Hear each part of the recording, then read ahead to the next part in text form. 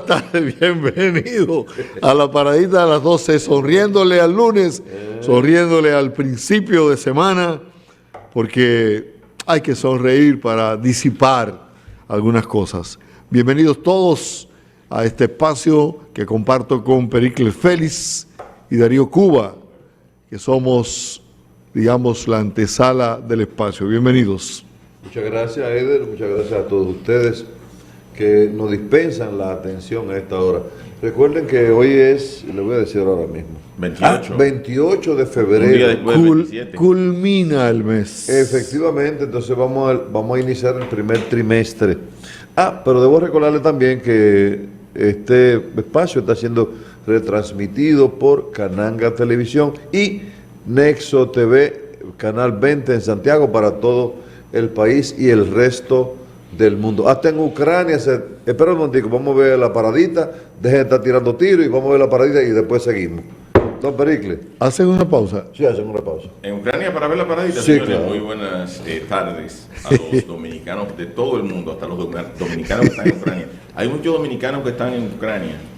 Ay, sí, muchos dominicanos.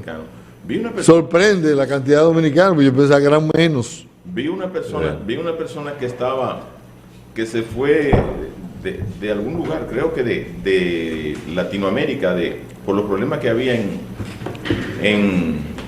creo que en Perú, y se fue a China, huyéndole a eso, hace ya un tiempo, y después de China se tuvo que ir por el coronavirus. Se fue para Ucrania. Bien. Y ahora de Ucrania se tiene que ir. Y Félix está aquí, vino directamente, ¿desde dónde? Del ministerio, bueno, y está aquí. Saludos a los amigos de la paradita, saludos a los compañeros. El mundo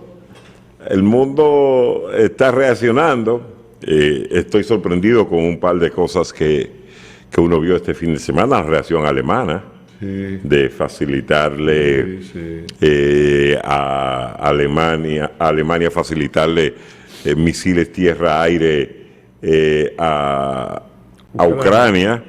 Estados Unidos acaba también de hacer un gran envío de mucho armamento. No sé si llegarán a tiempo, Pericles.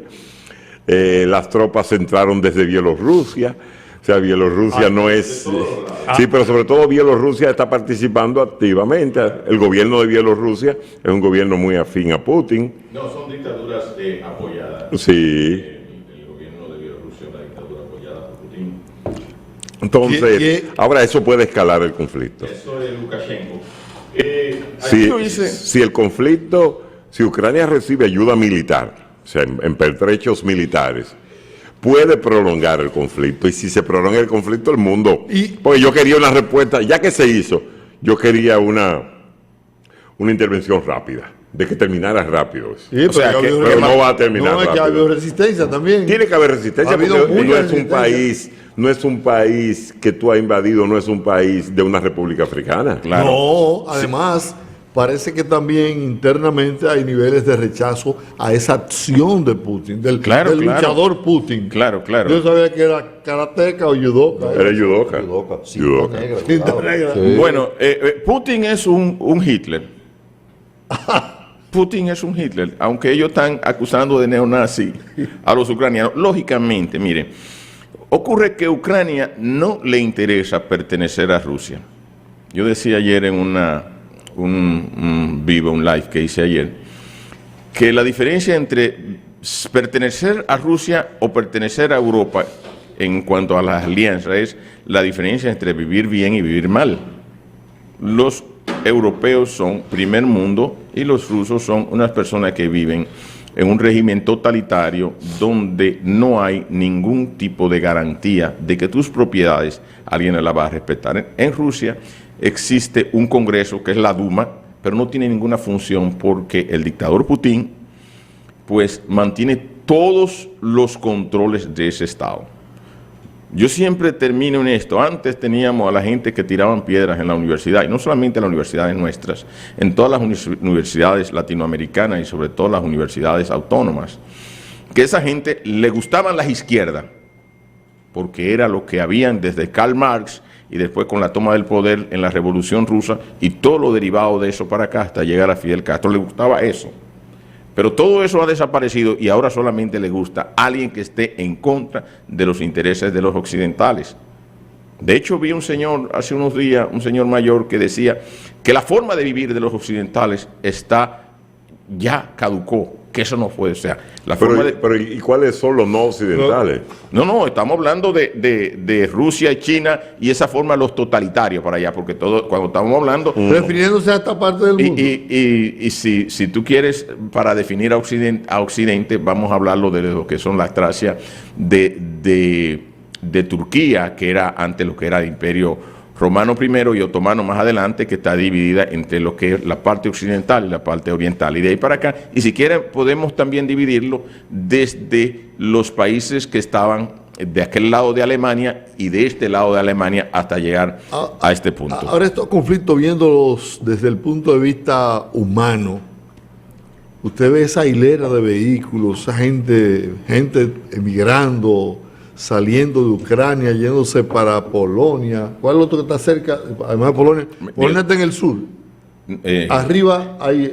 no, para arriba todo es Rusia, porque tú tienes Polonia está abajo. Sí, y entonces tú tienes, y aquí tienes al lado también a Bielorrusia, que tiene el presidente Lukashenko. O sea que Ucrania solamente puede salir por Polonia y puede salir al Mar Negro, pero el Mar Negro ya está tomado por la Armada rusa. ¿Cómo una población grande abandona su hogar? ¿Cómo familias tienen que separarse? Y no solamente, eso crea un trastorno humano extraordinario, de consecuencias extraordinarias para muchas familias que tienen que dispersarse. ¿Usted me permite Eso es la parte odiosa de este tipo de conflictos. Además de la muerte. Dos videos cortitos, uno de Ramón Alburquerque y otro de Putin. No ha llegado. Sí, pero yo lo que no entiendo, de verdad, es lo siguiente. Hay gente que se quedó con un cassette dentro de su cabeza. Sí. Oigo que se quedó con un cassette dentro de su cabeza, es que yo lo oigo en una defensa de lo que Putin acaba de hacer. Claro. Como si tuviéramos en la Guerra Fría de que yo tengo que apoyar todo lo que esto porque yo pertenezco al bloque comunista. Claro. Mi mente, yo recibo financiamiento de Moscú. Y que la excusa, y que, bueno... Estados Unidos había dicho anteriormente. Lo acorralaron, y yo no voy a permitir que me acorralen en mi tierra. No, pero, por ejemplo, cuando tú te vas a Maduro, por ejemplo, aquí hay dominicanos que apoyan a Maduro contra cualquier cosa. Pero Maduro es un pedazo de burro. Sí, pero es de lo mío. Pero ¿qué son los tuyos? Pero en Venezuela hay una diáspora de 6 millones de gente que salieron corriendo porque no soportan esa desgracia. Sí, pero eso es lo que nosotros, porque eso es que el imperialismo, que va, qué cosa. No, y lo defienden, y lo defienden. Yo digo que tienen un jodido cassette. Entonces yo digo... Y todo es el bloqueo. Yo que vengo de la Universidad Autónoma de Santo Domingo, donde la gente es descerebrado normalmente, y hay mucha gente que me ve de eso, porque después al final me dicen en algunos grupos, porque cuando tú ves esto, y tú dices, por ejemplo, ¿Ucrania es un país libre? Sí, libre. ¿Puede unirse a la Unión Europea? Pero si yo soy libre me puedo unir con quien quiera. Pero la diferencia entre la Unión Europea es que me estoy uniendo a un bloque de liberalismo donde hay respeto a tus reglas y tú tienes que tener un congreso y respetar, hacer una serie de normas para poderte unir a ese club. O sea, no es como en Rusia que yo te doy financiamiento, te digo, y si te desvías de lo que yo te estoy diciendo, te exploto la cabeza, como ocurre con Kazajistán, como ocurre con Bielorrusia, como ocurre con toda esta cosa. Porque Rusia ya, tengo que explicarle a esta gente, por si acaso no lo han entendido, no solamente en República Dominicana. Si tú te vas, yo digo, desde el Río Grande hasta aquí abajo, tú ves que Latinoamérica entera está en la revolución de los amargados, de lo que le quitaron todos, de lo que no han hecho pobres los países ricos, no porque no trabajamos, no porque somos vagos, nosotros no somos pobres porque somos vagos, sino porque yo cuando viví en Polo me quitaron una vaquita y un becerro, y por eso soy pobre, y por eso vine a la universidad y comencé a tirar piedras desde que llegué a la universidad. Eso es lo que nos han vendido permanentemente, no que esos países han hecho las cosas correctas, y tú puedes decir que anterior a esto, los Estados Unidos o invadió, o vamos a ir más atrás, vamos a ir que Gran Bretaña ha invadido. El 90% de los países del mundo han sido invadidos por Gran Bretaña. Oiga bien, el 90%. En el momento en que había invasión. López Obrador, por ejemplo, hablaba hace poco incluso de romper las relaciones con España, porque lógicamente que en su cabeza no debe existir qué significan las relaciones con España para México. Lógicamente, porque si habla en un sano juicio, en esa locura que hace por la mañana, de que se pueden romper las relaciones, significa que él no está claro qué significan las relaciones.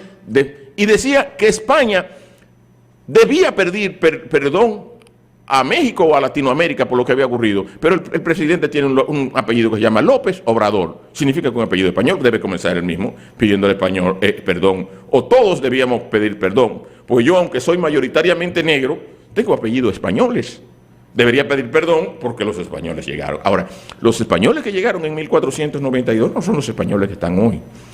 En el mundo, por ejemplo, si nosotros hablamos de la guerra México-estadounidense, donde México pierde alrededor del 50% más de su territorio, nosotros los latinoamericanos permanentemente estamos llorando esa guerra donde perdieron esos territorios, pero podemos decir que previamente y anterior y cercano a eso, Francia pierde a la Luisiana y España también pierde a la Florida.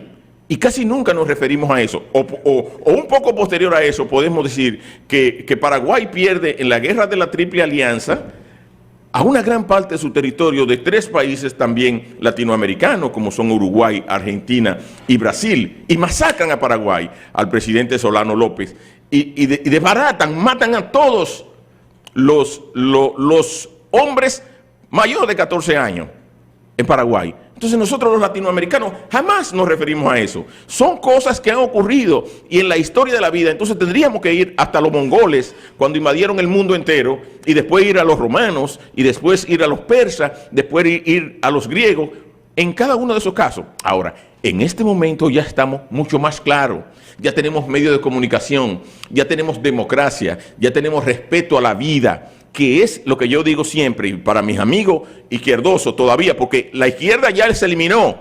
Ya China es una dictadura capitalista, es un capitalismo con un partido único, con un dictador. Es una dictadura blanda. Y no es dictadura blanda, es una dictadura. Porque a Jack Ma, porque dijo solamente algo en contra del dictador chino, lo metieron y lo desaparecieron por Estamos hablando de una persona tan importante que es uno de los ricos más grandes del mundo. Y Rusia es un capitalismo de amiguetes, donde solamente tienen dinero los que están alrededor del presidente Putin. Entonces ya eso no es izquierda, para que se saquen que eso es el marxismo de Karl Marx. Ya eso es capitalismo de amiguetes. Y esto están también negociando en los sistemas internacionales. El SWIFT también funciona para China y para Rusia. No funciona para Cuba, para explicarle también que Cuba no tiene un bloqueo, como dicen todos los días, fundamentalmente los que estamos en las universidades que tienen pensamientos izquierdosos. No hay un bloqueo en Cuba, hay un embargo. ¿Y por qué ese embargo? Porque en Occidente, y yo no sé si Cuba sabía que pertenecía a Occidente, hay primero el respeto a la vida, el respeto a tus bienes, el respeto a poder transar tus bienes. ¿Cómo? Y cuando tú quieras, que es la base de la cultura occidental, y para eso hemos hecho una cantidad enorme de legislaciones. Cuba, cuando entró en lo que ellos llaman una revolución, porque también llaman perversamente libre o autodeterminación de los pueblos, que es un término perverso, y entro, te doy un momentito, dame un chancecito. Entonces, perdí la idea. Cuba no tiene ese embargo, sino está bloqueado. La autodeterminación de los pueblos, sí, bloqueado del sistema SWIFT de negociaciones internacionales. Cuba, que compra la mayor parte de sus alimentos en los Estados Unidos, tiene que ir con un macuto lleno de dinero porque los bancos cubanos no son reconocidos por los bancos internacionales. ¿Por qué? Porque todas las propiedades internacionales de gente que hizo inversiones en Cuba, ustedes la confiscaron y no resarcieron los costos de esas propiedades, para usted decir que el Estado se va a quedar con ella, pero tiene que darle los valores a la persona, resarcirlo. Entonces, te termino, la libre determinación de los pueblos o la autodeterminación de los pueblos significa que un carajete puede llegar a un país y decir, este país es mío, y como estoy en Estados Unidos, en contra de los Estados Unidos, ya me puedo quedar aquí, y ya eso se llama autodeterminación del pueblo. O sea, Maduro se puede quedar la vida entera y se llama autodeterminación de los pueblos. Díaz-Canel y los Castro se quedaron la vida entera en esa cosa, y se llama autodeterminación de los pueblos. Si Danilo se quedaba aquí permanentemente, ya se podía llamar autodeterminación de los pueblos. O sea, ponlo a votar a los cubanos, dile, voten de manera libérrima, con garantía de que no te van a coartar tu derecho, para que establezcamos que es libre determinación del pueblo. O como dijo Fidel Castro, no, porque la democracia, nosotros tenemos un sistema diferente. Esa democracia lo inventaron los norteamericanos. Ajá. ¿Y cuál es el sistema? No, un sistema donde votan y yo gano siempre. Ajá. Pero así sí es cómodo. Y después pone al otro loco, familia tuya, y después pone al otro loco tuyo. ¿Verdad? Eso se llama libre determinación de los pueblos. Señores, yo creo, reaccionen ya, que es tiempo. Te van a tirar reaccionen. piedra en la universidad. Dejen de tirar piedra. Ustedes están tirando piedra en su cabeza. Porque como no están tirando piedra todavía. Y no es aquí. López Obrador está tirando piedra todos los días en un programa. No grato en la UAS. Jair Trudy. O sea, Ya no será grato. Jair Trudy. Si él le hace campaña a Jair Trudy. No, lo que pasa es, no, pero tú sabes que hay muchas personas ya con pensamiento, cosas, es que quedan todavía una gente pero no aquí. Pero López Obrador tira piedra todos los días por la mañana en un programa. Vamos a seguir, para que Darío quiera. Está bien. Entonces, yo quiero retomar el tema, porque es un tema que se ha ido complicando poco a poco, el tema de Ucrania, Vamos a entrar ahí. por todo lo que ha acontecido en los últimos días. Pero Ramón Alburquerque, un video cortito, dijo algunas cosas y después Putin dijo otras cosas más. Vamos a ver primero a Ramón Alburquerque como información. Putin acaba de anunciarle al mundo hace 1 año y medio que habían desarrollado un misil que vuela a 100 kilómetros de altura, totalmente indetectable por los radares, y que vuela como casi a 30 y tantos mil kilómetros por hora, y eso es obvio que en 20 minutos está en cualquier ciudad que a ellos les interese. Entonces, ¿qué significa todo eso? Que hay mucho terror en esto, mucho peligro que está por verse. Es decir, lo mejor sería no jugar con esto. ¿Y qué ocurre? Si dejan en esas relaciones de Ucrania con Rusia, que han sido de siempre, tranquilo, pero ¿para qué se mete Occidente? ¿Para qué se mete? Es mi opinión, es nuestra opinión personal. Bueno, ahí tienen ustedes. Yo no conocía ese dato de ese misil. Sí, eso yo lo anunciaron Sí, claro. hace tiempo. Pero mira, alguien me hacía una pregunta el sábado, cuando él anunció que estaba dándole la orden a los generales de que pusieran alerta, activaran las alertas nucleares. Ese es otro tema. Entonces, sí, pero ese es el complicado. principal. Ese es el principal. Por supuesto. Y eso te hace pensar a ti, ¿él está guajeando? Posiblemente. Pero yo a nadie que me diga que está armado adentro de un vehículo, yo no voy a suponer, ven, acércate que te voy a dar un tiro. No, él no tiene nada. No, yo tengo que creerle. Claro. Yo tengo que creerle. Es más porque fácil tú no sabes el esquema mental de alguien en un momento determinado. Que ese señor está en ese momento, porque además es mejor creerle que averiguarlo. Félix, Hay que esperar que reaccione. Félix, lo que pasa es que los totalitarios y estos regímenes que siguen toda esta gente son totalitarios. El totalitario no tiene nadie por encima de él. Por ejemplo, que es lo que siempre digo, en la cultura occidental el presidente no tiene la última palabra.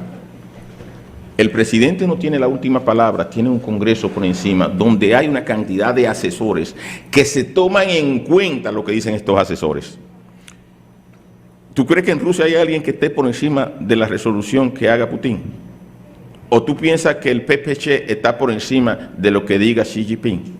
Son regímenes totalitarios donde la decisión última la va a tomar, y no se toma de manera fría, se toma de manera violenta, como la tomaba Stalin o como la tomaban todos los regímenes, incluso como la tomaba el zar, que en un momento, el último zar, se nombró el director de la guerra, de la Primera Guerra Mundial, que la masacraron. Pero fuera de lo del zar, tú tienes que ver ahora mismo un individuo que modificó la Constitución hasta el 36.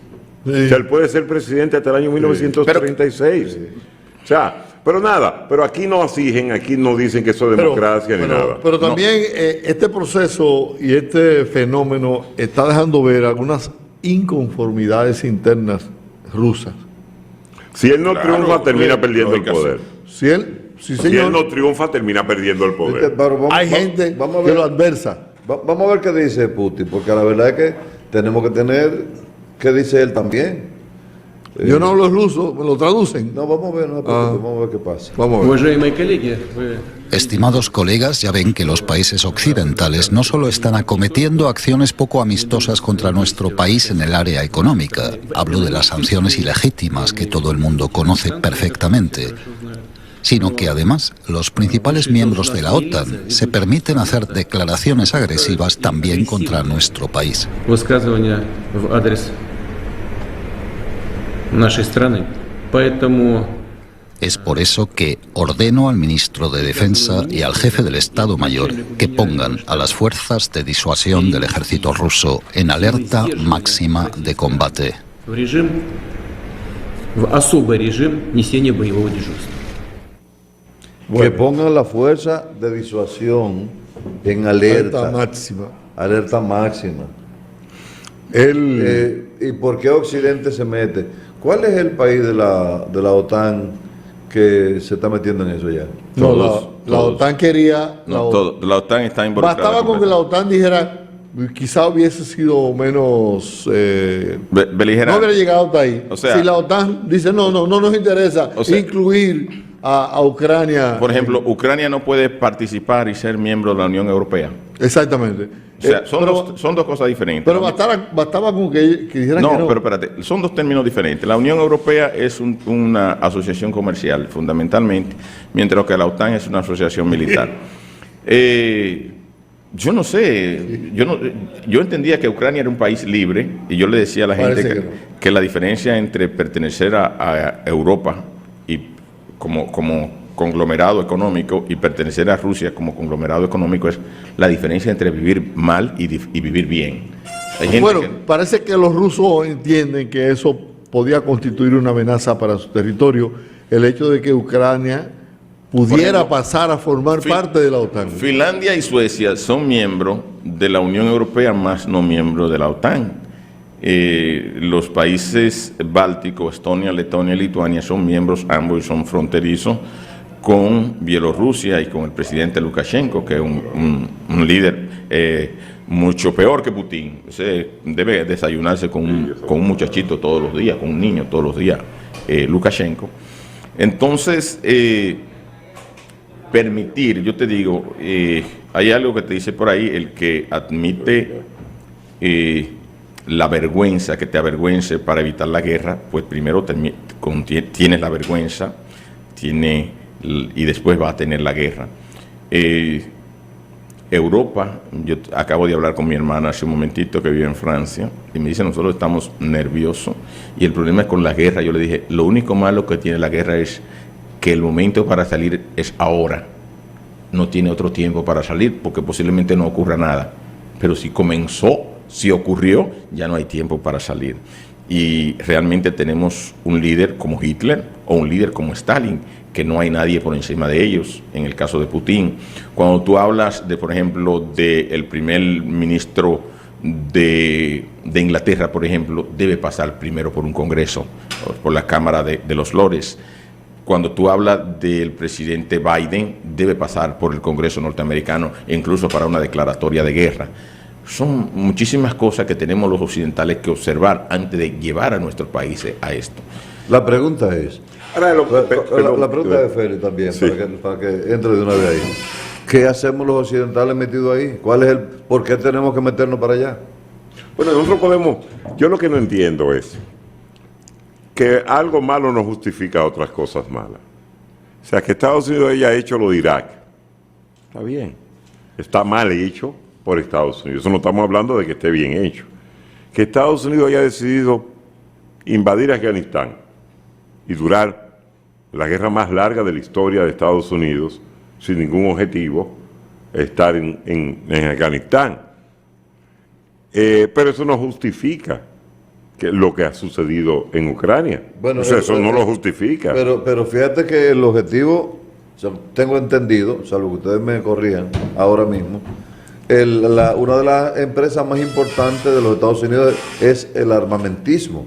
Sin embargo, este no es el caso de Rusia. Ahora, que yo no justifico la invasión de Ucrania, cuidado. No, ellos son los más mira, después del gas, porque Rusia es un país eminentemente exportador de materias primas. O sea, Rusia no es un país del primer mundo tecnológico, ni es un país del primer mundo en ningún tipo de cosas que no sea Commodity. O sea, Rusia vende gas, Cereales. vende petróleo, vende cereales, pero no la transformación de estos, No, sino como elementos elaborados fundamentalmente armamento. armamento. O sea, Rusia lo que vende es armamento. O sea, Rusia tú no vas a venir que compramos unos radios hechos en Rusia, unos televisores hechos en Rusia. No, nada de eso. Nada de eso. En Rusia tú verás fusiles, estructura aviones, Mira, helicópteros. Hecha para pelear. Hace un Sí. tiempo, cuando yo hablaba de energía, o cuando hablo de energía, y cuando hablo incluso de la República Dominicana, que hicimos planta de carbón, yo le decía siempre a la gente, y tengo todas las grabaciones por ahí, que la República Dominicana había tomado la decisión correcta en hacer plantas de carbón, porque el gas es un combustible, además de que no debe utilizarse para generación de plantas base, es un combustible de bastantes conflictos geopolíticos. Y mira el problema ahora con Alemania. Alemania, que tomó una decisión muy incorrecta y precipitada después del accidente termonuclear de Fukushima, pues eliminó todas sus plantas nucleares y dejó de desarrollar plantas nucleares, y Alemania tuvo que guarecerse prácticamente en lo que es el Turkish Stream para generar energía con gas natural y depender de Rusia, cuando todo el mundo sabe que Rusia es un suplidor no confiable. Eso es con el Turkish Stream, y ahora con el Nord Stream, pues sería Alemania iría a más en la utilización de gas natural. Entonces, ahora mismo con las declaraciones del canciller Olaf Scholz, pues se elimina definitivamente la compra de gas en ambos gasoductos, tanto en el Turkish Stream como el Nord Stream. Entonces, Alemania va a tener un conflicto grande ahora mismo, porque yo decía que las formas que tiene Alemania de volver a conseguir energía importante, ya que no tiene las nucleares, pues las han descontinuado, es volver a las plantas de carbón, que Alemania tiene lignito y una gran cantidad de lignito, y es el carbón mucho más contaminante, o comprar además energía con Francia, que es el líder de nucleares. Sí. Bueno, aquí está Viviano de León, nuestro hermano se integra Viviano, ¿cómo estás? al programa en estos momentos. Tenía unos días desaparecido, pero parece que las ocupaciones lo estaban desbordando. Asunto de compromiso de trabajo. Estaba en Ucrania mediando. No, edificándome con ustedes sobre esta situación, porque hay muchas cosas que a veces uno no entiende, ¿verdad? Bueno, vamos a hacer una paradita, Viviano, ¿qué te parece? Ok, está bien. Entonces, luego de la paradita, vamos a hablar del discurso también, porque hay que hablar del discurso. Claro. Hubo un discurso que eso no compete directamente a nosotros. Sí. De manera que en breve regresamos.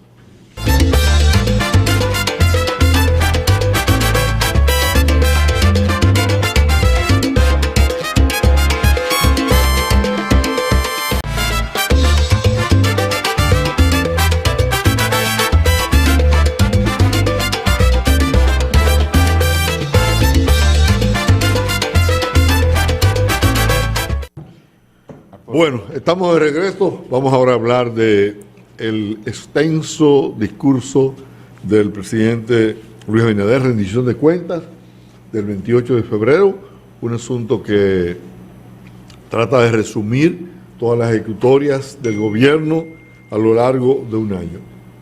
Yo te voy a decir algo. Aquí está Viviano, aquí está Pericles, Edelin. Yo vi una parte del discurso, luego hice un esfuerzo de leerme gran parte de algunos puntos importantes del discurso, y aproveché hoy para leer algo que publicó el periódico El Día, que fue una infografía muy bien detallada por cada renglón. O sea, ese periódico publicó lo que el presidente dijo en cada una de las materias importantes del país: educación, salud, agricultura, economía, Banco Central, finanzas. O sea, lo publicó. Pero me gustó ese trabajo que hizo el periódico El Día en el día de hoy. Yo no sé, pero a mí hay dos cosas que quiero resaltar en eso. Primero, cuando el presidente habló sobre la ley de extensión de dominio. Yo no sé si es un discurso o de verdad lo van a querer aprobar. Porque a veces tú puedes conseguir el aplauso de la gente, pero en realidad tú no vas a hacer eso. Segundo, la ley de compra y contrataciones. Yo creo que si el gobierno ha tenido un problema desde que llegó, es en el conocimiento de esta ley y en la aplicación de la misma.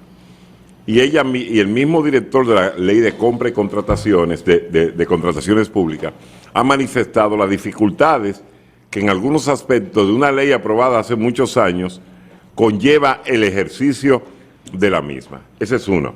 Otro renglón que yo quiero hablar es cuando él habló de cómo se va a enfrentar la crisis provocada por la invasión rusa a Ucrania.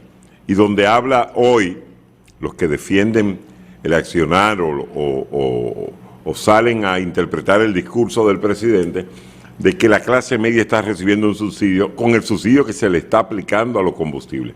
Ese subsidio a los combustibles es finito. O sea, tú lo puedes aplicar una semana, lo puedes aplicar 2 semanas, pero hasta un punto que lo puedes aplicar. Sí. En un par de semanas más, por más tiempo que tú quieras aplicar un subsidio, vas a tener que aplicar el aumento que lleva la ley. ¿Por qué? Porque no vas a poder, porque vas a tener que sacarle el dinero a otros sectores para gastarlo en un subsidio que se quema directamente en combustible. Yo no sé si él hará aquí en República Dominicana algo que hemos visto en Colombia, que ha funcionando en México, para las casas de 2 vehículos para que no puedan circular diariamente. Es una forma de economía, de una manera u otra, cuando tú no puedes circular los vehículos. Eso es en época de crisis como la que tenemos ahora mismo en el mundo. Otro punto es en materia de educación, lo que habló el presidente. Ahora, eso es en cuanto a lo que el presidente, estamos hablando por arriba. Lo que yo no entiendo, Viviano, Pericle y Eder, es que un partido de oposición, cualquiera que éste sea, conteste un discurso de 2 horas y media, tengan una respuesta para un discurso de 2 horas y media en 1 hora, en nada, en 20 minutos ya tienen listo una respuesta contra el discurso. Al instante. Al instante, porque está bien que tú digas, no, yo me opongo. Bueno, me opongo. O corroboro. Pero yo no estoy de acuerdo. O sea, y lo otro es, y la gente quiere que el presidente señale las cosas que él no ha hecho en su gobierno. Eso para mí es lo más tonto, que dice, no, él no dijo tal cosa, pero él no puede decir, eso se le corresponde a ustedes, a la oposición, señalar ese tipo de cosas. Yo tengo una opinión. A mí me da la impresión de que el gobierno, en su rendición de cuentas, en su memoria, debió hacer más énfasis en que ha tenido una gestión que se ha caracterizado por dominar crisis, que comenzó con una crisis, que administró entonces, luego decir, ahora, lo que me ha dejado, la posibilidad que me ha dejado la crisis para actuar son estas. Y con eso yo he hecho esto y esto. Pero tomando como punto de partida la crisis. Porque ciertamente él arrancó con una crisis. Es un gobierno de crisis. Y sigue que se sigue profundizando ahora por los otros aspectos que son de carácter económico. Primero una crisis de salud, que tuvo como consecuencia el tener que emplear todos los recursos hasta el tiempo del gobierno en buscar respuestas para enfrentar. Luego, ahora está por otra parte de la crisis que tiene que ver con esos aspectos externos que nos importan situaciones calamitosas en el orden económico. Entonces, creo que todo juicio que se vaya a hacer sobre el gobierno hay que hacerlo tomando como plataforma, como soporte, lo que ha representado la gestión. Cómo se ha desenvuelto la gestión en función de la crisis. Usted lo hubiera hecho mejor, es posible, pero usted no puede dejar de lado la crisis. Que económicamente hemos tenido la salvación de que las remesas se han, digamos, estimulado, se han aumentado, que el turismo también se reactivó más o menos a tiempo. Bueno, y que algunas exportaciones han sido oportunas, muy bien, pero en el marco de una crisis, esas son pendejaditas, como dice un amigo mío, son simplezas, porque, ¿y los impuestos? ¿Y las ayudas sociales? ¿De dónde usted los saca? Porque el gobierno no ha incrementado los impuestos, no ha habido un proyecto para... No ha habido una reforma fiscal. Una reforma para aumentar las recaudaciones, por el contrario, todo sigue igual. Entonces, en el marco de esa realidad es que hay que colocar el discurso, los logros que haya tenido, que pueda exhibir el gobierno y los que no pueda exhibir. Hay que enmarcarlo. Mira, yo estuve ayer en el Congreso Nacional porque desde ese escenario pues estuve preparando algunas partes de un programa que hago los domingos a las 10 de la noche, se llama Punto de Equilibrio. Y lo primero que hice fue, antes del discurso, recoger algunas impresiones tanto de representantes del gobierno, de legisladores del gobierno, como de la oposición. Y vi, como tú hablabas, Eder, en algunos miembros si se quiere, del Partido Revolucionario Moderno o de funcionarios del gobierno, hablar precisamente de esa parte, de que se esperaba un discurso en el que el presidente hablara de lo poco que ha podido hacer, porque desde que inició su gobierno, pues tomó un país en medio de una pandemia, en medio de crisis. Al final también del discurso recogí algunas impresiones y ciertamente de lo que hablaron los miembros o los representantes del Partido de la Liberación Dominicana fue de que se trataba de un discurso reeleccionista. Entonces, pues los que estaban del lado del gobierno hablaban de que fue un discurso basado en la realidad. Yo entiendo que la oposición habló de un discurso reeleccionista porque tal vez la población no ha interpretado. Para mí, ¿qué hizo el gobierno? ¿O qué hizo el presidente Luis Abinader? Tomó puntos específicos que, si se quiere, han sido las luces de este gobierno, y también tocó un tema que se pudiera ver como si fuera algo en busca de voto para una reelección, pero no lo es. O sea, lo que yo entiendo que en su discurso el presidente dejó bien claro que con la situación que está viviendo el mundo, esta situación de Ucrania y su repercusión en la República Dominicana, que es un país que no produce petróleo y que de una manera u otra con estas situaciones se ve fuertemente afectado, es decir, que el gobierno va en la dirección de apoyar a los sectores de menos ingresos, pero más que eso, el presidente ha dicho, es muy posible que se avecine una crisis peor que la que estamos viviendo. Cuando él habla de 300,000 nuevas tarjetas para sectores vulnerables y otras acciones sociales, tiene que ver con eso. Entonces yo entiendo que por ahí debemos todos tomar la situación y estar ojo a visor, porque es muy posible que venga escasez, que venga más carestía, que los artículos de primera necesidad hoy están bastante altos y mañana pudieran estar mucho más altos. Entonces, cada familia dominicana, en base a lo que recibe en este momento, entiendo yo, debe someterse a un proceso de austeridad, porque no sabemos lo que va a pasar. En otro orden, ¿qué hizo el presidente? Tocó temas que en medio de la crisis se pueden ver como luces de este gobierno, y es ciertamente lo que tiene que ver con el sector zona franca y la generación de empleo. Ciertamente ahí existe una realidad, los empleos en esta área han sido recuperados, la pequeña y mediana empresa han ido recuperándose, y estas son algunas de las luces de este gobierno.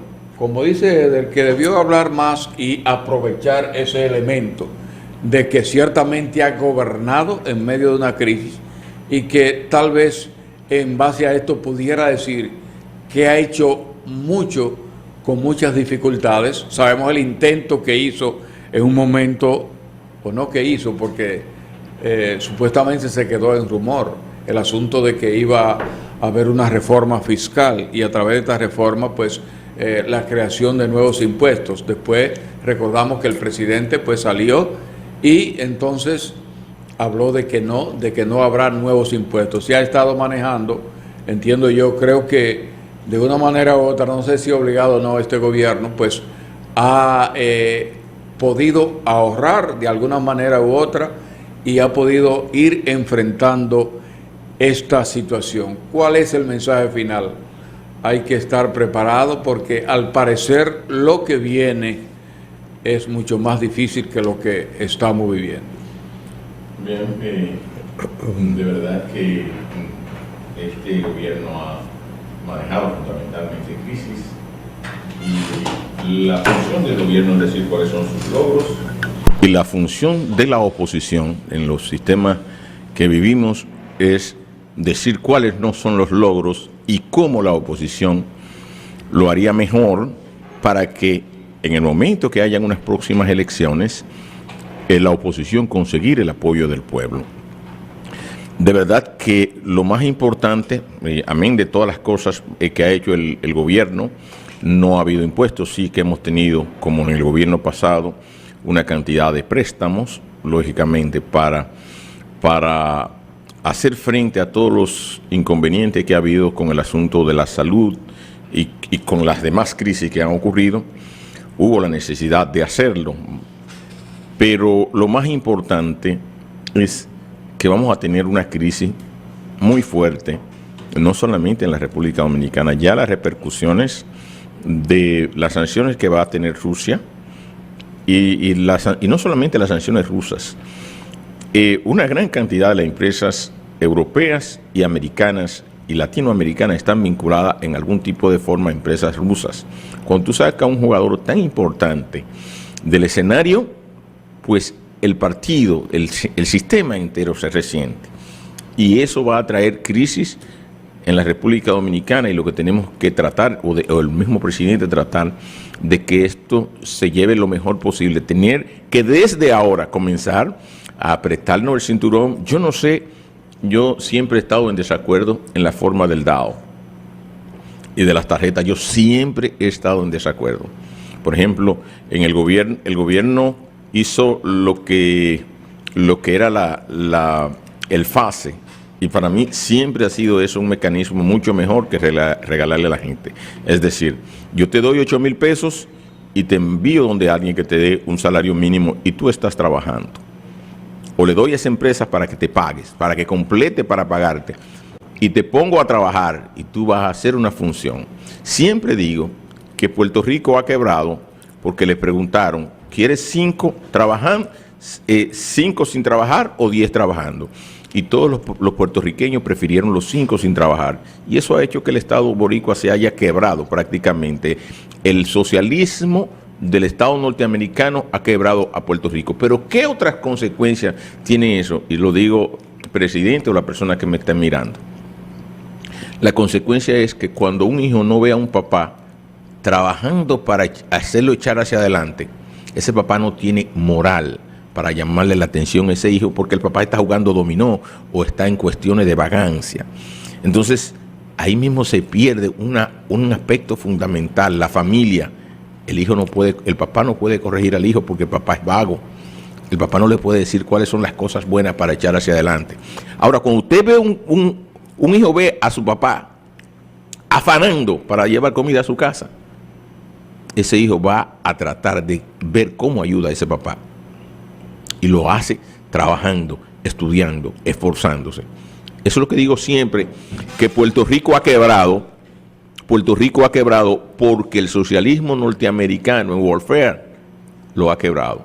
Yo quiero, presidente, y las personas que me escuchen, que la República Dominicana no entre en la vorágine de seguir subiendo una tarjeta de solidaridad a personas que finalmente se hacen dependientes de subsidios que normalmente tomamos prestados. Yo creo que lo que tenemos que hacer es decirle, mira, aquí hay un empleo, el 50% del empleo se lo pagamos a un micro, mediano o Lo que empresario. pasa es que ahora el asunto no es por desempleo, el asunto es por encarecimiento de la comida. Sí, Sí, porque lo que pasa es que cuando tú buscas los aumentos de la canasta básica en Estados Unidos, por ejemplo, han sido entre un 5 y un 8%. O sea, lo básico que come Claro.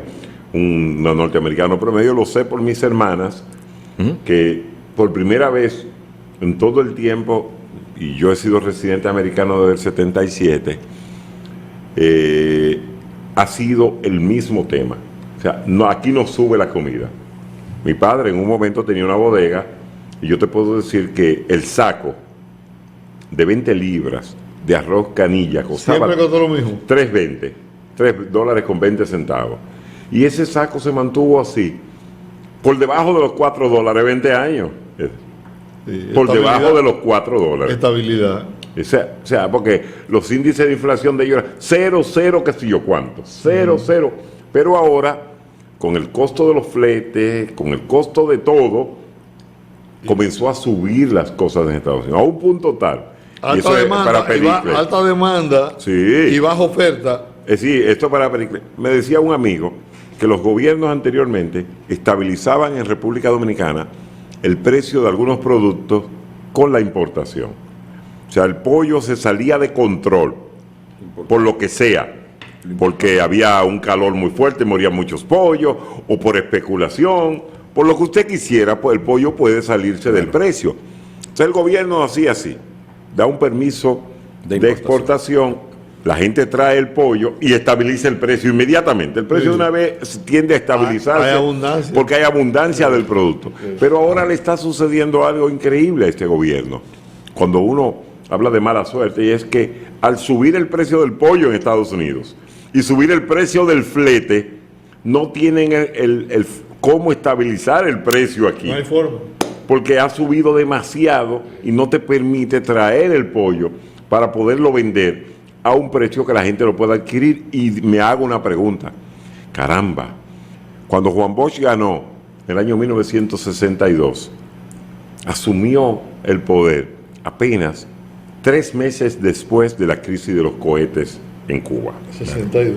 O sea, esa crisis fue tan grande y Juan Bosch asume, entonces los americanos veían un comunista debajo de cualquier tabla. Sí. Eso era un comunista. Porque venían de uno de los incidentes más grandes del mundo, que fue la crisis de los cohetes del 62. Sí.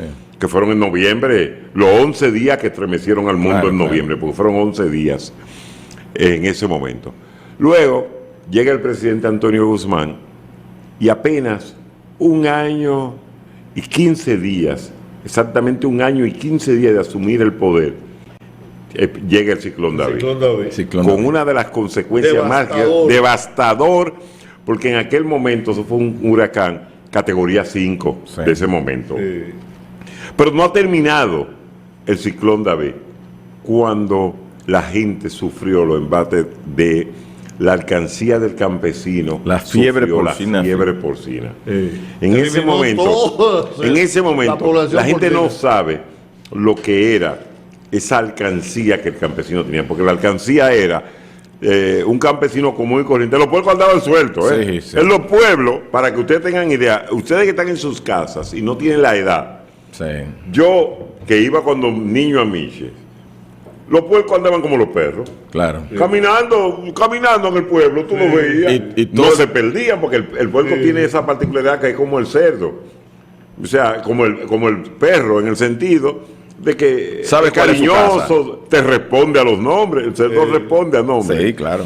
Entonces, se acabó esa alcancía. Termina el gobierno de Antonio Guzmán.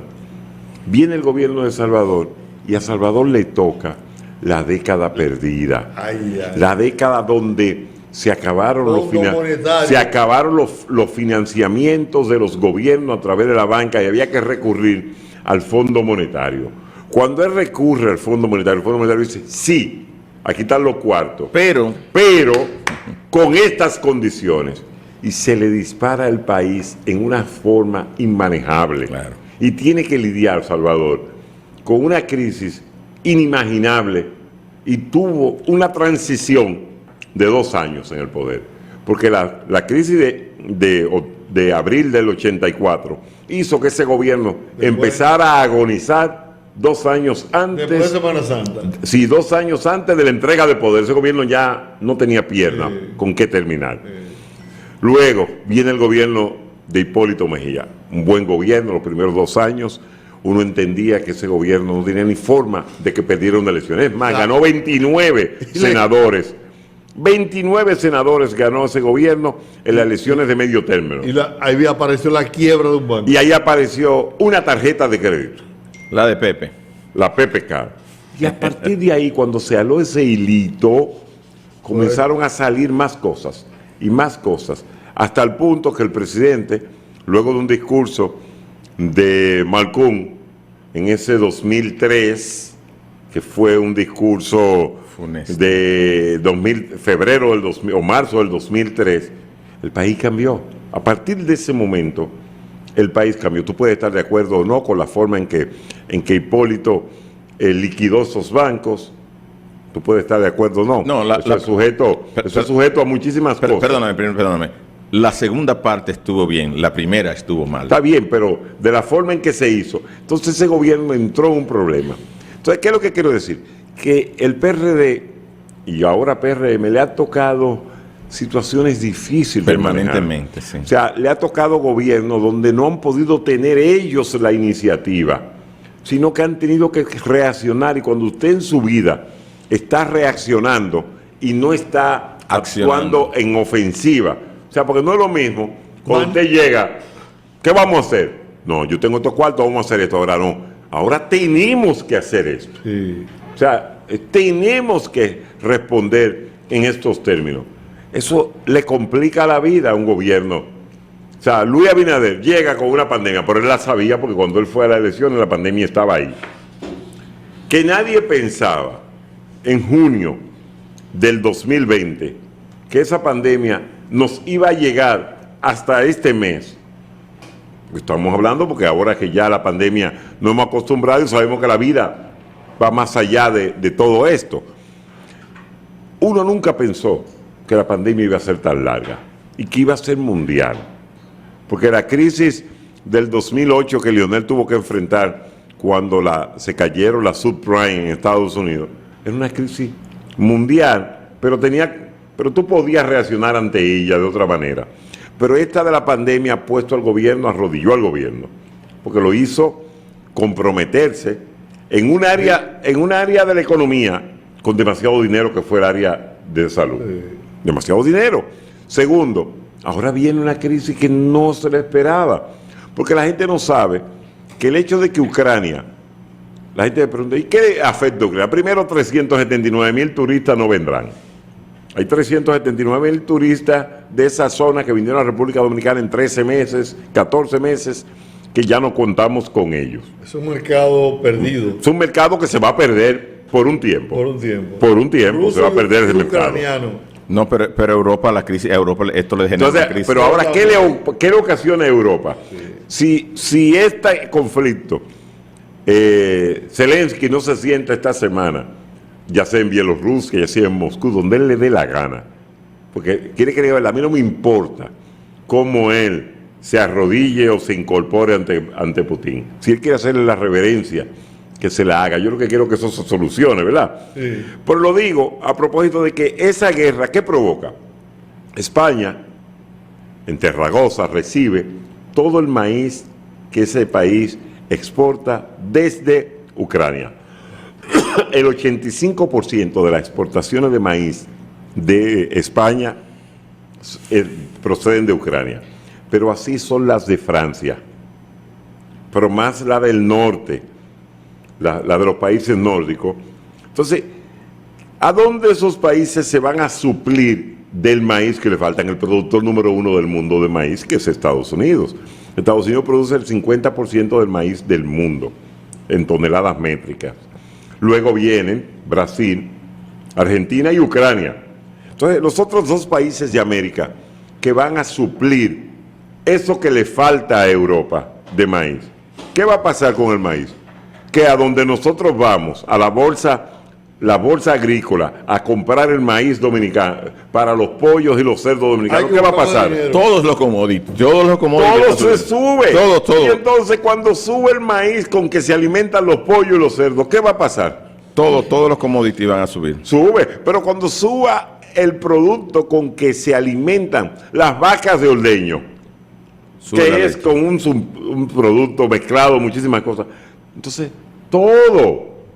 es todo que va hacia arriba. O sea, cuando la gente hablaba de guerras mundiales, la del 16, eso era un disparate relativamente, le digo Sí. porque eso no afectaba al mundo, el mundo no estaba conectado. La Segunda Guerra Mundial nos afectó un poco, pero más toda Europa, porque Europa. en América no estaba pasando nada. Pero hoy, con la interconexión de los mercados y de todo lo que ocurre, más el factor especulación del mundo, el factor de especulación que ha llegado a especular hasta con cosas que ustedes no se pueden ni imaginar. Claro, no con todo es ¿Usted comercial. quiere saber lo que es especulación?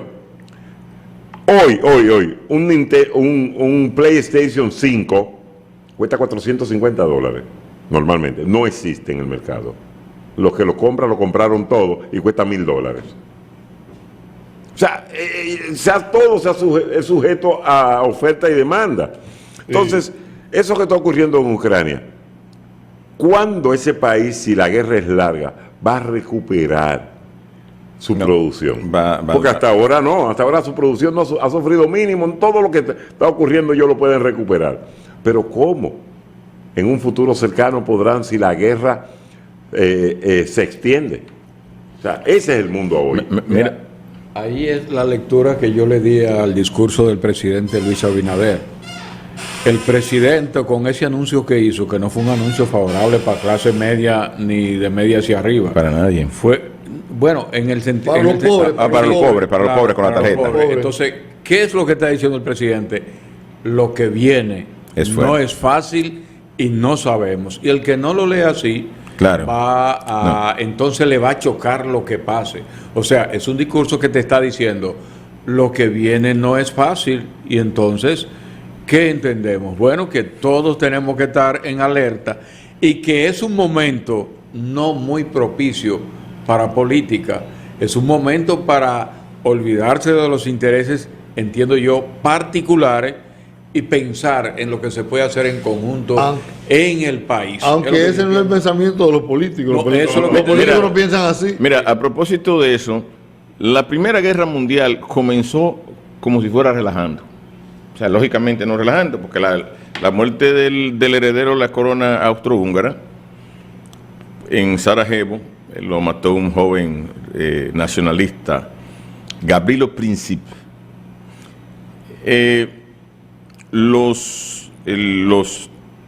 El rey, la corona austrohúngara, exigió que se entregaran a las personas que estaban involucradas en esto. Y ellos después, que iban a entrar a buscarlo, como si fuera tan fácil, y lo traemos y lo juzgamos.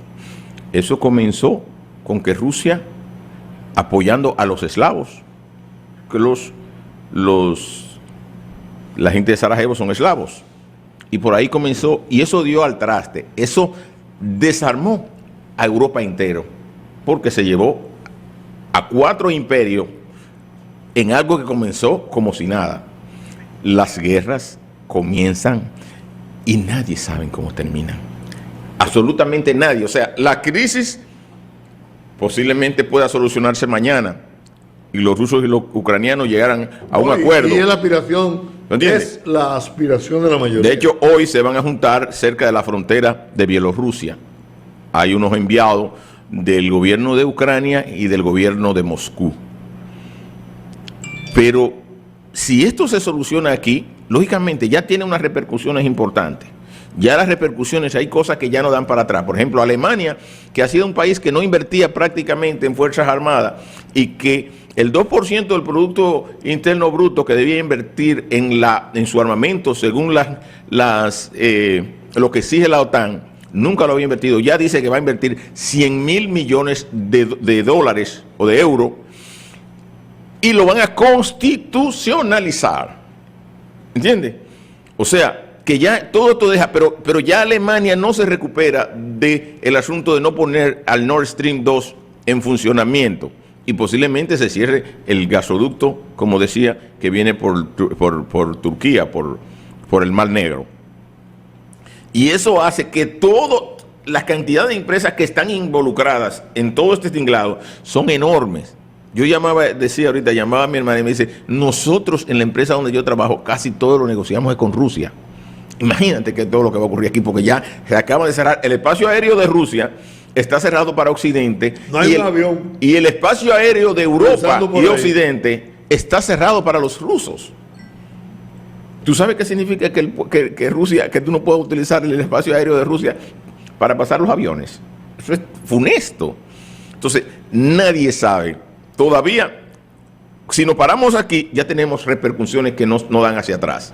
Pero si seguimos hacia adelante, no sabemos a dónde vamos a ir. Cada día empeora la situación mundial. Sí, es bien complicado todo aquello, muy, muy complicado, extremadamente complicado. No sabemos, oye, y ahora todos estamos interconectados. No es que ahora que tú te vas para el campo y en el campo no te llega, ya te llega todo, porque en el campo las comidas, todas las cosas, el bienestar. O sea, los humanos nunca habíamos estado tan bien como ahora.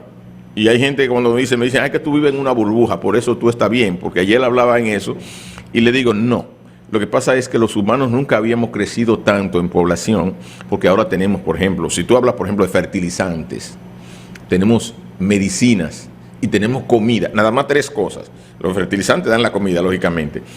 Entonces, nunca habíamos crecido tanto en tan poco tiempo, porque no hemos tenido guerras importantes y hemos tenido mucha comida, abundancia.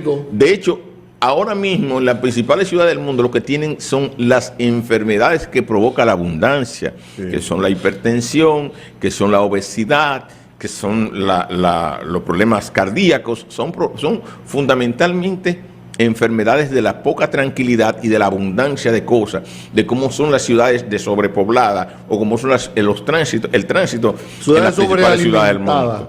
Entonces, esas son las cosas, pero todo esto se fundamenta en un tinglado de cosas que van funcionando. Es como si estuviésemos flotando todos. Y flotar significa que hay alguien que produce alimento, hay alguien que produce energía, hay alguien que produce comunicación, hay alguien que produce, y nosotros flotamos sobre todo eso y vivimos cómodos, y muchas veces no nos damos cuenta que esas cosas alguien las hace, alguien las fabrica, alguien las trabaja, y está comprometido el mundo entero, cada uno aportando algo para que esto funcione.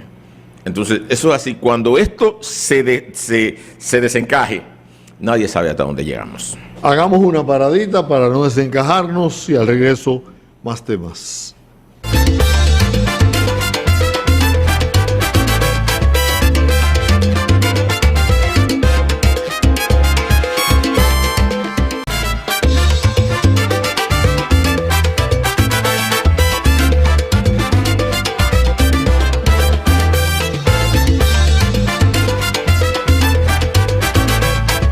Aquí estamos de regreso en la paradita de las 12. Vamos a hablar de deporte con Félix de Sena. ¿Por dónde andan las conversaciones? ¿Cómo has visto la reanudación del torneo de baloncesto de la NBA? En fin, todos los deportes a nivel mundial. Lo primero es que la situación está crítica en Grandes Ligas. Hoy vence el plazo, hay una reunión a la 1 de la tarde, 2 de la tarde hora de República Dominicana, para reanudar las conversaciones, unas conversaciones que, déjenme decirle la verdad, Major League ha torpedeado. ¿Por qué? Porque Major League cerró, hizo un paro patronal en diciembre y por 43 días no se sentó con el sindicato a discutir. Luego que se sienta a discutir con el sindicato, pensando que la llegada de una fecha interpuesta por ello iba a hacer que los jugadores accedieran a lo que Major League quería proponerle, hemos llegado a esta situación de que hoy, de acuerdo a Major League, si no se llega a un acuerdo en el día de hoy, habrá que posponer el inicio de la temporada de Grandes Ligas. Los peloteros no están pidiendo nada extraño. Los peloteros están pidiendo condiciones distintas a las que ofrece Major League. ¿Por qué? Porque el salario ha bajado en los últimos años. Ellos quieren reivindicar el salario mínimo. Quieren reivindicar el salario mínimo. Quieren que los equipos no hagan lo que le llaman la manipulación del tiempo de servicio de los jugadores. Y en caso de que manipulen el tiempo de servicio, que haya un pool con que compensar al jugador. Le explico. ¿Qué es tiempo de servicio? Cuando usted lo suben a Grandes Ligas el primer día de la temporada, en el 31 de marzo, el tiempo de servicio comienza a correr el 1 de marzo. Cuando llega un tiempo que usted tiene 6 años en Grandes Ligas, usted puede ir al mercado de agentes libres. O 5 años, usted va al mercado de agentes libres. Perfecto. Pero, ¿qué hacen los equipos? Que ven a Viviano de León, que es tremendo prospecto, que sabe que tiene que estar en Grandes Ligas, pero no lo suben el 31 de marzo. No te subo. Te subo en el mes de mayo. Al subirte en el mes de mayo, me gané 2 meses, y cuando llegue la fecha de que tú tienes 5 años en Grandes Ligas, tú no puedes ser agente libre porque no tienes el tiempo cumplido. Esos 2 meses, Una maniobra. esa maniobra, esos 2 meses que yo te retuve en Liga Menor, te impide también conseguir el arbitraje cuando tú llegas al 3er año. Eso se llama manipulación del tiempo en los prospectos, y eso le cuesta, de verdad, señores, mucho, pero mucho dinero a los jugadores. ¿Por qué le cuesta dinero? Porque Vladimir Guerrero Jr., el equipo lo sube a Grandes Ligas. Ustedes recordarán, a mediados de la temporada del 2019, es que lo sube el equipo de Toronto a un punto a la temporada del 2019, y lo sube en esa fecha. Pero lo que él estaba haciendo, o había hecho el año anterior en ligas menores, indicaba que él no hacía nada en AAA. Pero ellos en AA, y lo subieron a AAA, conociendo ellos que él no hacía nada ahí. Pero era para manipularle el tiempo de servicio. Manipularlo. Entonces hoy, Vladimir, que va a ir a ganar un buen dinero porque calificó lo que algo llama Super 2, o sea, son jugadores con 2 años de servicio, él va a poderlo, porque tiene 2 años y medio de servicio. Entonces, los peloteros no quieren que los dueños de equipo hagan esa manipulación.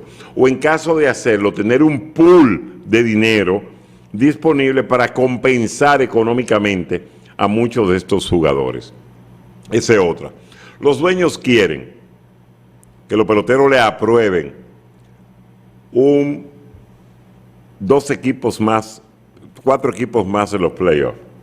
Que haya Que participe, que entren 4 14 equipos a los uno playoffs. por cada división, uno más. Eder, estamos hablando de una liga de 30 equipos y donde tú vas a clasificar el 40% de los equipos.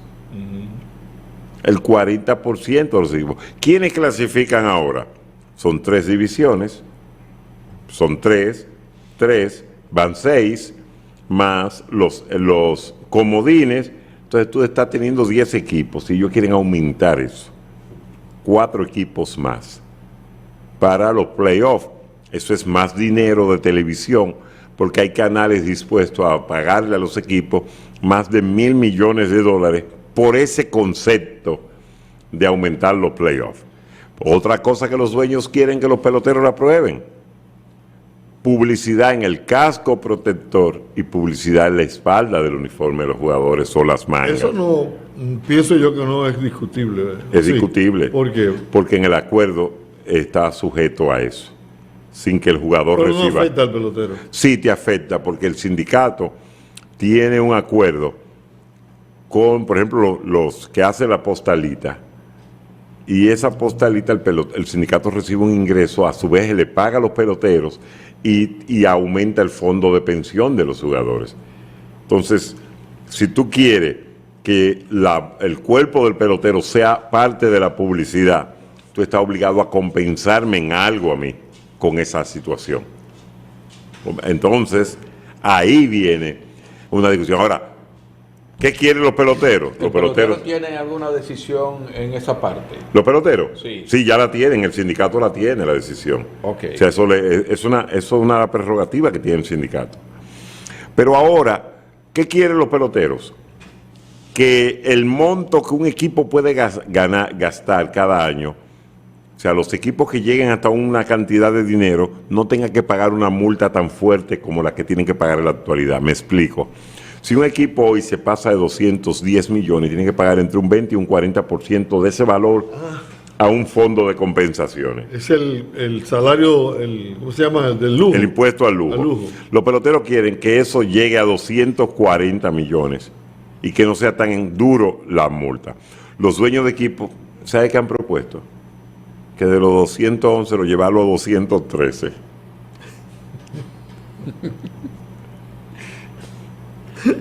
No te rías, Qué Colero. simpático.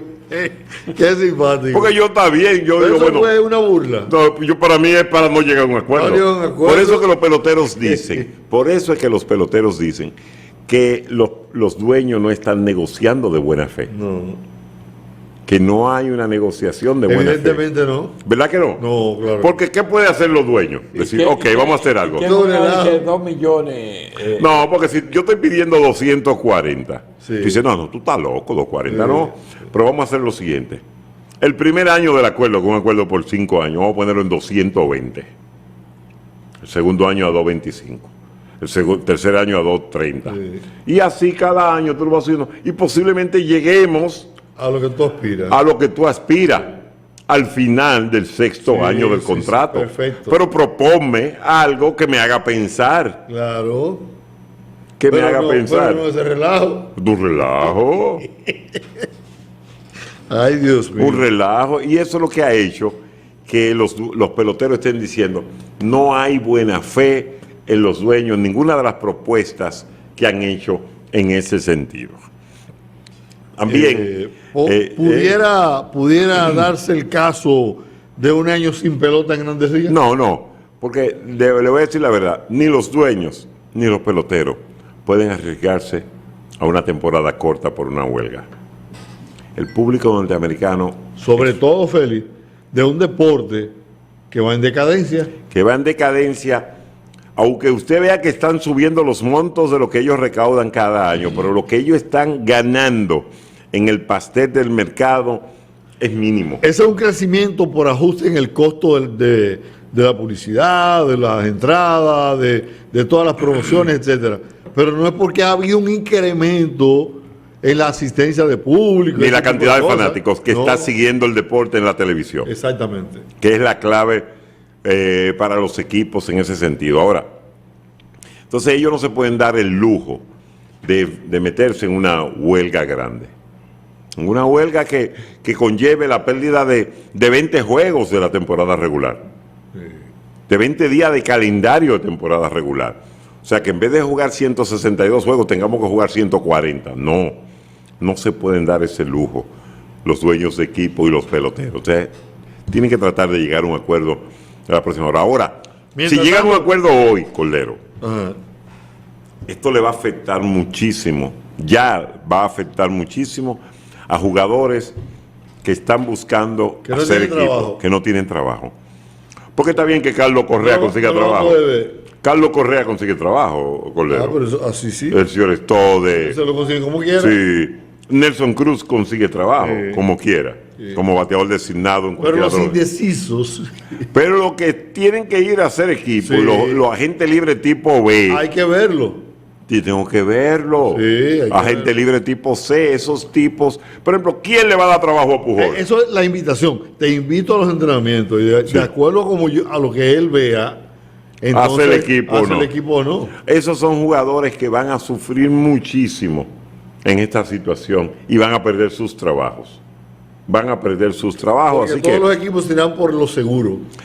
así que prepárese para otro buen año en la pelota de la República Dominicana. A propósito de la pelota de la República Dominicana, está confirmado, José Gómez no será el gerente general de los Leones del Escogido. De buen José despedida. Gómez fue designado como director ejecutivo del equipo Leones del Escogido y el equipo ¿Es un comenzará... ascenso o...? Bueno, lo están sacando por arriba. Ok. simple y llanamente. O sea, lo están removiendo del cargo de gerente general, pero creándole una posición que no existía en el equipo, que era director ejecutivo. Él estará solo por debajo del presidente del equipo. Ah, bueno, Sí, cargazo. sí, un cargo importante. Y eso habla de lo importante que es José Gómez para los Leones del Escogido. Porque tú no tienes que tener ninguna consideración. En los otros casos no ha pasado. No ha pasado así. Entonces, en el caso de José Gómez, eso habla la consideración que los Leones del Escogido tienen con José Gómez, que es un joven muy capaz y con mucha preparación en todo el sentido de la palabra, el caso de José Gómez. También hay otra cosa, y es que Derek Jeter acaba de anunciar que no seguirá con los Marlins de Miami. Vendió lo suyo. Vendió lo suyo ahí. Sí, dice que no seguirá en el equipo. Hoy la prensa señala hace un ratito que él deja a los Marlins en mejor situación de cómo la encontró, que es importante esto en cuanto a un equipo o no. O sea, que deja esto. Baloncesto, Félix, Sí, baloncesto. antes de entrar al baloncesto, quiero decir que el conflicto de Rusia y Ucrania ha traído hoy que la FIFA, que es la Federación Internacional de Fútbol, acaba de decir que el juego del mes próximo en clasificatoria para el Mundial entre Rusia y Polonia no va. Que prácticamente va a ser un forfeit. Yo no entiendo. Forfeit. Sí, porque dice que ese juego va a ser eliminado, pero no tiene sentido, porque los jugadores rusos no son responsables de lo que No. su gobierno haga. No. Yo creo que sería tonto por parte de la Federación Internacional, de la Federación de Fútbol. Eso procede si ellos si no van al partido. Sí, ¿verdad? Pero no tiene sentido eso. Así que ojalá. A menos que no sea una acción Para- de orden, digamos, sancionadora. Sí, eso entendemos. Señores, el baloncesto se reanudó el pasado jueves con varios partidos y hemos visto al equipo de Filadelfia con el debut de James Harden el pasado sábado y el juego de ayer domingo. Luce Le aporta mucho. un equipo totalmente distinto, con un balance perfecto en cancha, Sí. viéndolo a él, viendo ¿Cómo a se ha Maxi. ajustado con Embiid? Sí, con Embiid, viéndolo a él, viendo a Maxi, él reconociendo que Embiid Sí. es el líder del equipo. Sí. Juega bien ese equipo. Pasando mucha bola. Así es. También vimos el sábado pasado a Kyrie Irving con el equipo de Brooklyn meterle 38 puntos a Milwaukee y llevarlo él solito a ese equipo a ganar el pasado sábado. Eso le habla a usted de que Brooklyn, clasificando octavo en esa división, va a ser un hueso muy duro de Sí, roer, sí. porque esta semana entra Kevin Durant, y luego de Kevin Durant entra con Kevin Durant Ben Simmons, y el alcalde de la ciudad de Nueva York, a partir del día de la semana próxima, va a levantar la prohibición de que usted bajo techo tenga que estar vacunado. O sea, que usted pueda entrar a instalaciones bajo techo sin estar vacunado, y entonces Kyrie podrá jugar tanto en el Madison Square Garden como en el Barclays Center de la ciudad de Brooklyn. Bueno, feliz de cena con los deportes en la paradita de las 12. Al regreso, el pastor Jorge Plurde estará con todos nosotros aquí, así que no se muevan, espérenlo tranquilito, que tiene siempre un mensaje de mucho amor para todos ustedes. No se muevan.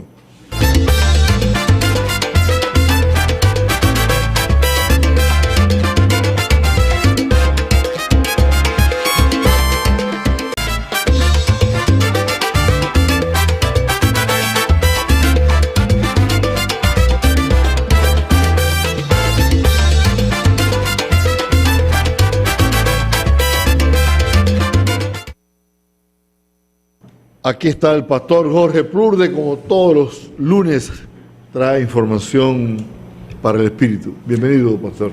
En la parada de la fe, donde nos encontramos con el autor y consumador de la fe, nuestro Rey Señor Jesucristo. Ha tenido unos días que el amigo Viviano no venía, Sí. porque Viviano es un gran aliado porque No, claro. Estaba suelto en banda. No, Viviano es de ese equipo. No, sí, Viviano estaba suelto en banda. Ajá. Pastor, Que la gente no sabe lo que es suelto en banda. De su cuenta, Félix. Ah, De su ok. cuenta. ¿puede un hombre, un ser humano que manda a bombardear un país alguna vez haber creído en Dios?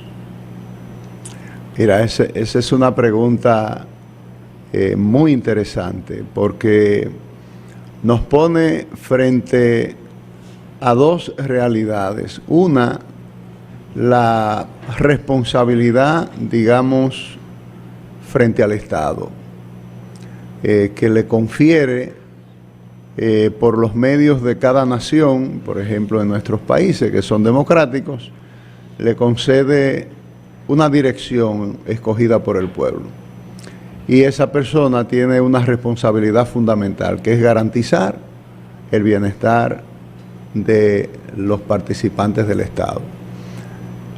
Por diferente que sea la forma, el fin es el mismo frente a los pueblos. Los pueblos esperan que sus líderes les garanticen su estabilidad, el progreso, el bienestar. Cuando eso se ve amenazado, esos hombres tienen que responder. Ahora bien, el gran conflicto que hay entre la fe y, digamos, las cosas terrenales, hace que Jesús dijera, por ejemplo, mi reino no es de este mundo. Es decir, mis leyes, mi doctrina, mis aspiraciones no tienen nada que ver con las aspiraciones de este mundo. Uno se va a hacer la pregunta, yo estaba ayer en un espacio donde alguien tontamente hizo la pregunta de ¿por qué es la guerra? Y entonces la respuesta a esa pregunta es lo que puede presentarte bien o mal delante de Dios. Porque también sabemos que en la guerra hay una gran diferencia en el elemento de muerte. No es lo mismo matar que asesinar. Y en las guerras se pueden hacer las dos cosas. Por ejemplo, ese tanque que le pasó por arriba a ese carro estaba cometiendo un asesinato, aunque no se le dio.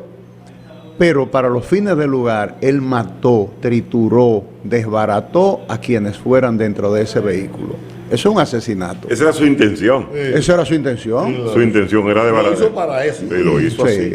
Entonces, cuando el pensamiento es ese, con fines avasallantes, con fines de demostrar señorío y poderío y mandando un mensaje mundial de que delante de mí hay que arrodillarse, entonces tenemos problemas.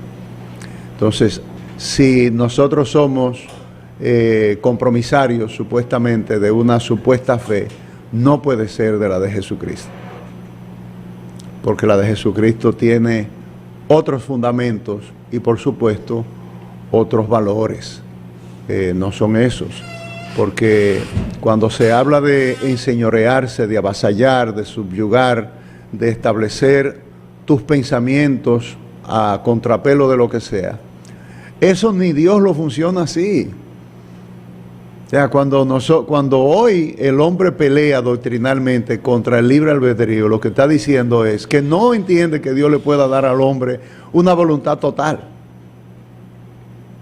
¿verdad? Y ese negarle a Dios la voluntad total es un poco dictatorial, que es lo que nosotros vemos en hombres del tipo de Vladimir Putin y quizás de los mismos norteamericanos y quizás del mismo Xi Jinping, porque el asunto no es simplemente lo que se ve, son las motivaciones internas, que dice la propia Escritura, que Dios no es solamente dueño de nuestros pensamientos, sino de las intenciones de nuestro corazón. Es más allá. Eso es profundo. Sí, claro, porque a veces nosotros estamos pensando algo, a veces yo pienso algo y yo mismo me pregunto, ¿y por qué tú piensas eso? ¿Cuál es tu intención? Por ejemplo, yo le oro al Señor, yo quiero una iglesia grande. Inmediatamente me pregunto por qué. ¿Entiendes? Y yo puedo entonces, o sea, de acuerdo a muchas cosas que ocurren en el mundo,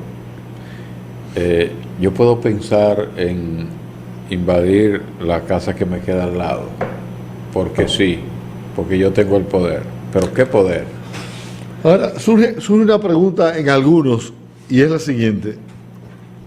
¿Puede una persona que está propiciando este tipo de, digamos, de delito masivo, donde mucha gente va a perder sus bienes y a perder su vida, puede una gente así que comete este tipo de crimen masivo optar por la salvación?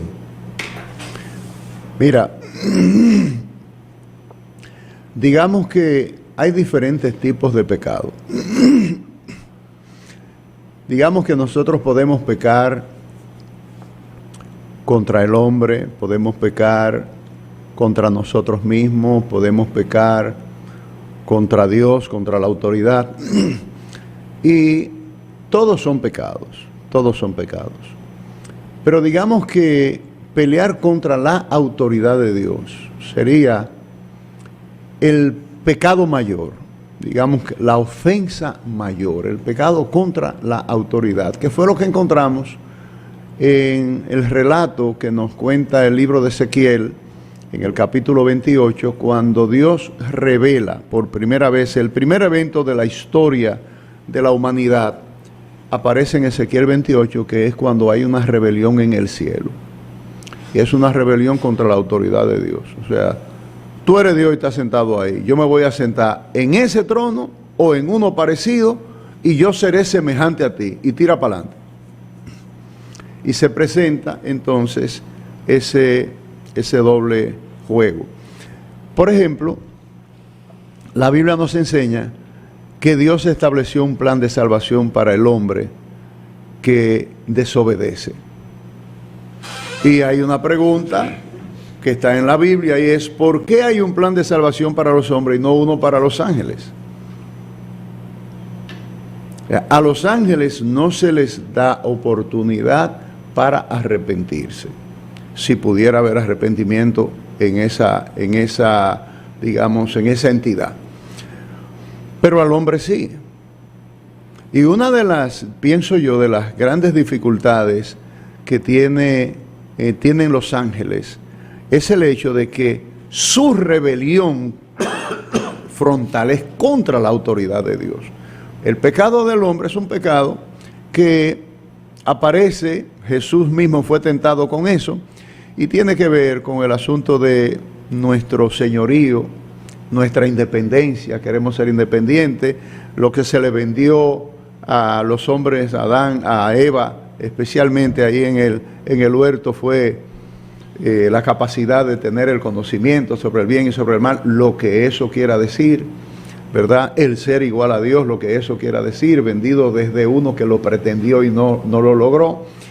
Y entonces encontramos, por ejemplo, en el libro de los Reyes y en el libro de las Crónicas, que más o menos refiere lo mismo, uno más ampliado que el otro, aparece un hombre llamado Manasés. Manasés va a pecar contra Dios de la forma más terrible y horrible que se narra en la Escritura. ¿Qué hace Manasés? Manasés pone dioses falsos en el templo de Dios y hace todas las abominaciones habidas y por haber en contra del culto a Dios, lo destruye todo.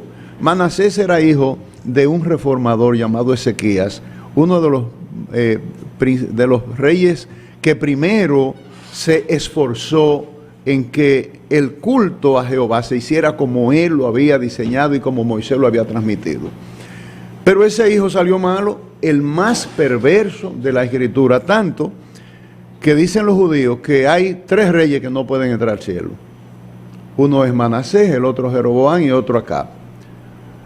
Pero Manasés va a ser prisionero y llevado al exilio.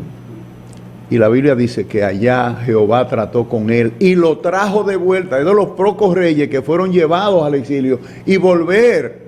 Pero cuando él vuelve arrepentido, restaura el templo, saca las imágenes, levanta el muro, que en lenguaje bíblico es una señal poderosa. Dice que lo levantó el doble de lo que lo levantó su papá, el gran reformador. Y entonces a Jehová le pareció bien eso. ¿Por qué? Porque no hay pecado grande delante de Dios que el arrepentimiento sincero no borre. Entonces cualquiera, no importa lo que tú hagas, Por abominable que sea el hecho. por abominable que sea, mira lo que dice el libro de Isaías, justamente. Y es difícil, porque por ejemplo yo recuerdo, pastor, un ex jefe de la policía, que a mí me molestaba cuando yo lo veía comulgando. Entonces yo lo veía y yo, pero ¿cómo ese señor se arrodilla a comulgar? Parece, antes debió confesarse. Sí, yo lo veía comulgando y yo, pero no puede ser que él comulgue. Claro, claro, desde, digamos que desde... Y Putin es casi jefe de la iglesia ortodoxa. Bueno, así mismo, pero Biden comulga todos los días. Oh, sí. O digamos, por lo menos todos los domingos.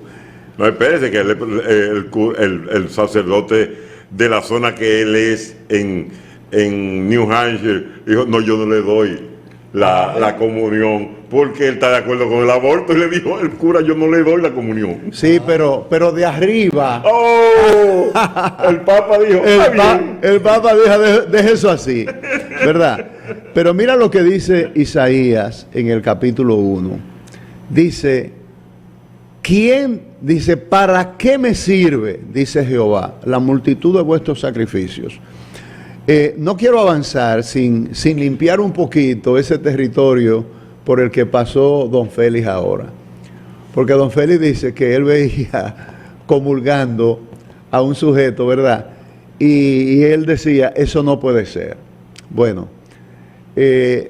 yo no puedo dejar pasar eso, ¿verdad? Sin tirarle una recortadita a ese pelo. Y es que hay cosas que, digamos, que no son diferentes a otras. Por ejemplo, el hecho de comulgar y la pretensión que tiene ese pedazo de pan, frente también al espacio donde eso se produce, no hace mucha diferencia de cualquier otra situación pecaminosa. Porque ese es un espacio idólatra,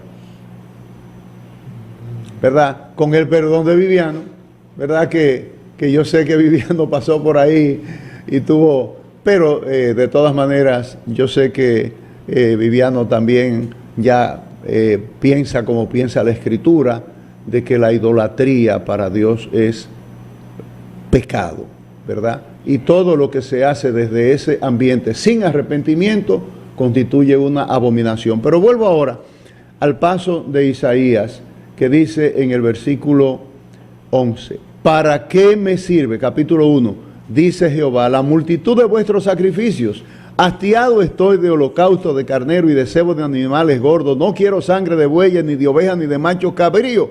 ¿Quién demanda esto de vuestras manos? Y entonces, bueno, ¿y qué es lo que demanda? Y él dice, lavaos y limpiaos. Quitad la iniquidad de vuestras obras de delante de mis ojos. Dejad de hacer lo malo. Aprended a hacer el bien. Buscad el juicio. Restituid al agraviado. Haced justicia al huérfano. Amparad a la viuda. Y entonces, venid luego, dice Jehová, y estemos a cuenta. Si vuestros pecados fueren como la grana, como la nieve serán emblanquecidos. Si fueren rojos como el carmesí, vendrán a ser como blanca lana.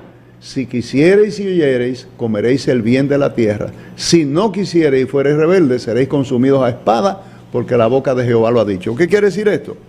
Tu pecado puede ser, dice, rojo como la grana, para decir lo más terrible, lo más abominable, lo más inicuo, lo más perverso posible. Si te arrepientes, si me obedeces, estamos a cuenta. Sinceramente. Tiene que haber no puede ser confesión de boca. Perfecto. Porque el mismo texto lo va a decir Isaías y Jesús va a replicar la expresión que dice: este pueblo de labios me honra, pero su corazón está lejos de mí. El pecado que yo he cometido puede agravarse como existe en los casos judiciales cuando yo me hinco ahí y no lo estoy haciendo con arrepentimiento, no lo estoy haciendo de corazón. Sí. Eso es lo que la Biblia le llama como una especie de endurecimiento. Por ejemplo, en el caso de Faraón, cuando Jehová recibe el clamor del pueblo en Egipto, que el pueblo se da ya por vencido, porque ese pueblo que estuvo en Egipto aprendió a hacer lo malo, aprendió la idolatría, aprendió el idioma de los egipcios y aprendió las costumbres de Egipto. Ese pueblo se corrompió, se apartó totalmente de Jehová, pero la candela que Jehová le permite para sacarlo de ahí, entonces el pueblo se acuerda de Jehová y clama, y Dios va y le tira la toalla al pueblo y lo va a sacar. Y le manda a decir a Faraón: Faraón, déjame ir al pueblo, ya tú no lo quieres tener ahí, déjame ir a su pueblo, que vayan a 3 días de camino y me adoren. Y Faraón dice: no, yo no lo voy a dejar ahí. Es más, al contrario, Moisés y Aarón, ¿por qué ustedes están entreteniendo a este pueblo para que no hagan su trabajo? Mira, duplíquenmele el trabajo y quítenle de los insumos para completar el trabajo. Que lo carguen ellos mismos. Cárguenle lo mismo, candela con ellos. Y entonces viene una confrontación entre Jehová y Faraón. Y cada acto de Faraón le va agravando la carga, que la Biblia le llama a eso endurecimiento. Está muy un endurecimiento que no fue capaz de, digamos, doblegarse a pesar de todas las cosas que pasó. Claro, comenzaron a echar un pulso, sí. Dios y él. Porque yo a la primera intención digo, tiene razón. Sí. Hay que tener un poder de voluntad fuerte para mantenerse firme y después de un arrepentimiento no volver a caer en el pecado, porque tú sigues, si se quiere, viendo lo mismo que veía antes, viviendo en el mismo la entorno. carne es la misma. Mira, Viviano, ese punto, como tú lo estás planteando, es el punto crucial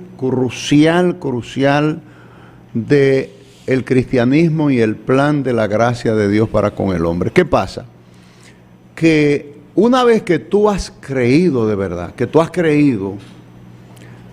que dice Romanos capítulo 10, que nosotros hemos creído al Evangelio y entonces confesamos con nuestra boca, es decir, de nosotros sale una expresión de rendición al Señor. Señor, yo quiero que tú seas mi Señor, yo me arrepiento de mis pecados, yo quiero apartarme del mundo sinceramente, y aunque no llores con tus lágrimas de tus ojos, en tu corazón tú sientes un verdadero dolor por tu pecado y dices: yo no quiero eso, yo me aparto de eso. Y entonces Señor, ayúdame, ¿verdad? Ahora, ¿qué va a ocurrir? Va a ocurrir que tú vas a volver a pecar. Es decir, estando en este mundo como estamos, será prácticamente imposible mantenerte sin caída. Ahora, esa caída ahora, después de haber tenido un arrepentimiento genuino que viene por la respuesta al Evangelio de Jesucristo, la Biblia dice que Dios te bautiza, te sumerge en el cuerpo de Cristo y te hace uno con Él. Y a partir de ahí tú caes bajo el pacto de Jesucristo, que es: mi sangre y mi sacrificio te guarda. Y lo que dice más de ahí es: nadie te puede apartar de mí. Y Jesucristo va a hacer algo. Jesucristo te cubre, pero te da su Espíritu Santo para que, a diferencia de antes, ahora ya tú no tengas que batallar en tu fuerza para salir, sino que el Espíritu Santo te lleva a convicción de pecado, te lleva a que te duela eso que tú acabas de hacer, y tu perdón es automático. Digamos que la sangre de Cristo actúa endémicamente sobre la persona que lo ha recibido como Salvador, y es como un chorro permanente de un, ¿cómo se llama cuando nosotros estamos, los flichadores, Edel? Una dosis. Sí, que te están asperjando, te están rociando, te están rociando con la sangre de manera continua, de manera que tu pecado es limpiado de manera automática con el arrepentimiento. Puede existir una comparación entre el hombre que tomaba todos los días y el hombre que va a hacer tragos sociales. No, es muy diferente a eso. El hombre que tomaba todos los días y ha tomado la decisión de olvidarse de eso, y el hombre que ha tomado la decisión de estar solamente con su esposa. Bueno, tú puedes tomar esa decisión sin Cristo. Tú no necesitas a Cristo para eso. Eso te puede venir, por ejemplo, una enfermedad que te asuste, te puede llevar a eso. La edad te puede llegar a eso. Por ejemplo, una reducción en tu líbido sexual te puede llevar a eso, ¿verdad? Y una quiebra económica, ya un viejito que nadie le hace caso, ya no tiene más camino. No hay para dónde coger. No tiene para dónde coger.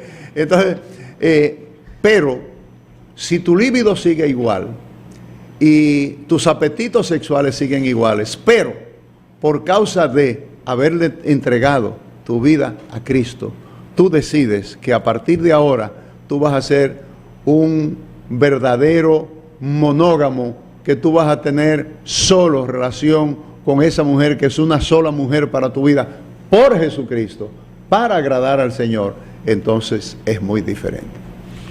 Bueno, señores, creo que hemos tenido una buena lección. Ya sabemos el camino. El lunes regresa de nuevo el pastor Jorge Prur de aquí a la paradita de las 12. Esperamos contar con todos ustedes ahí para seguir tratando estos temas que nos ayudan a crecer. Gracias por acompañarnos. Mañana regresamos al mediodía para estar con todos ustedes aquí en la paradita de las 12. Buenas tardes.